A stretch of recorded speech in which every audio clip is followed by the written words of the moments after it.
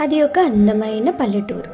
ఆ ఊరి చివర ఉన్న ఒక పాడుబడ్డ ఇల్లు గురించి అందరూ చెప్పుకునే కథలే కానీ ఎవరూ నిజంగా ధైర్యం చేసి చూడలేదు.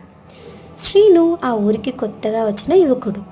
రాత్రి ఎలా అయినా ఆ ఇంటికి వెళ్ళాలని నిర్ణయించుకున్నాడు. అలా వెళ్తూ అసలు భూతాలుంటాయా, ఉండవేమోలే అని ఆలోచిస్తూ అతను టార్చ్ చేత పట్టుకొని బయలుదేరాడు. ఇంటి గుమ్మం వద్దకు చేరుకోగానే పచ్చటి మబ్బులు నిండిన ఆకాశం గర్జించడం మొదలైంది. తలుపులు కొద్దిగా తెరుచుకుని ఉండడంతో శ్రీను లోపలికి అడుగుపెట్టాడు. చీకటి గదిలో అడుగులు వేస్తుండగా గాలి సడన్గా ఆగిపోయింది. గదిలో వేలాడుతున్న లాంతరు ఊగడం ఆగిపోయింది.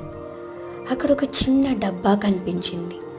ఆ డబ్బాలో ఏముందంటే పార్ట్ బిలో చూడండి.